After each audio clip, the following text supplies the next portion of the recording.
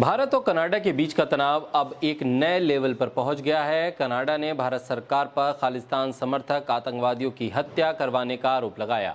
इसके साथ ही कनाडा की विदेश मंत्री मेलानी जोली ने उच्च आयुक्त सहित 6 भारतीय राजनयिकों को निष्कासित करने को लेकर बयान दिया। कनाडा ने दावा किया कि ये सभी लोग कनाडियाई नागरिकों को टारगेट किलिंग में शामिल हैं। उन्होंने कहा कि भारत ने जांच में साथ नहीं दिया। कनाडा के इन आरोपों ने दोनों देशों के संबंधों को जिस तरह से नुकसान पहुंचाया है और ऐसी खटास पैदा की है जो शायद दोनों देशों के राजनयिक इतिहास में पहली बार देखने को मिल रहा है। वॉशिंगटन पोस्ट में इससे जुड़ी एक रिपोर्ट सामने आई। इस पे अधिकारियों ने भारत सरकार के संलिप्त होने का आरोप लगाया। साथ ही रिपोर्ट पे गृह मंत्री अमित शाह का नाम भी जोड़ा गया। पहले जब ये रिपोर्ट लिखी गई तब गृह मंत्री का नाम नहीं था, उसके बाद इसे अपडेट किया गया। कनाडा ने पिछले साल भी भारत पर हरदीप सिंह निज्जर की हत्या में शामिल होने का आरोप लगाया था, लेकिन इस बार जस्टिन ट्रुडेau की सरकार की तरफ से ये एक बड़े हमले की कोशिश है।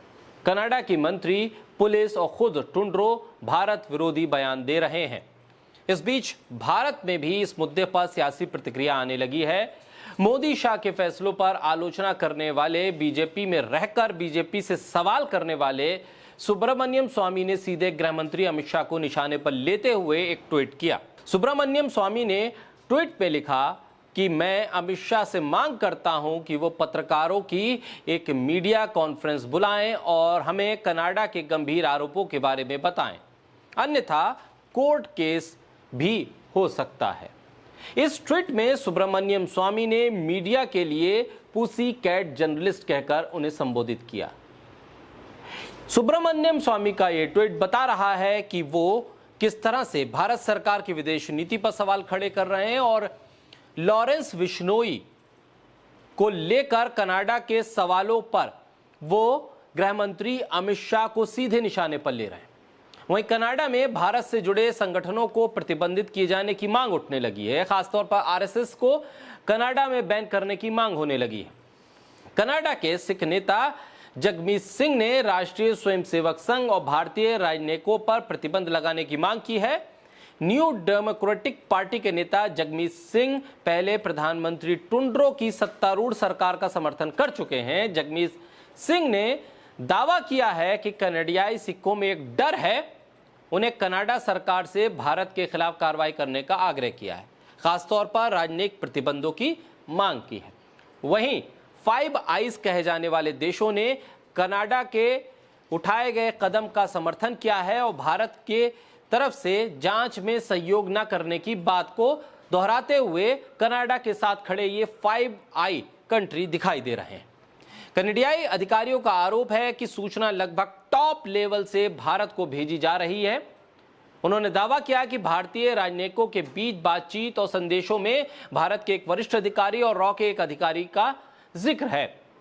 उन्होंने आतंकवादियों पर हमले को मंजूरी दी। वॉशिंगटन पोस्ट ने रिपोर्ट में लिखा कि कनाडियाई अधिकारियों ने भारत के वरिष्ठ अधिकारी की पहचान अमित शाह, जो भारत के गृह मंत्री हैं, उनके तौर पर की है, जो प्रधानमंत्री मोदी के करीबी गृह मामलों के मंत्री हैं। कथित तौर पर कनाडियाई अधिकारियों ने सिंगापुर में एक सीक्रेट मीटिंग में भारत के राष्ट्रीय सुरक्षा सलाहकार अजीत डोभाल को ये तमाम सबूत भी दिए थे, उसकी डिटेल भी दी थी। ऐसे में क्या ये भारत सरकार की विदेश नीति की विफलता है जो कनाडा और भारत के रिश्ते इस स्तर पर पहुंच गए? क्या इसे रोका नहीं जा सकता था? ऐसी स्थिति पनपने से पहले टाला नहीं जा सकता था? क्या ये कूटनीतिक स्तर पर भारत की सबसे बड़ी हार है? सवाल यह भी है कि इस पूरे माहौल में वो लोग जो कनाडा में रह रहे हैं, जो भारतीय हैं, जो छात्र कनाडा पढ़ने गए, जो लोग व्यापार करने कनाडा जा रहे हैं, जिनका आना जाना कनाडा से है और वो भारतीय हैं, उनकी सुरक्षा की जिम्मेदारी कौन लेगा? क्या विदेश नीति की विफलता का खामियाजा भारतीयों की सुरक्षा के साथ खिलवाड़ के तौर पर लिया जाएगा?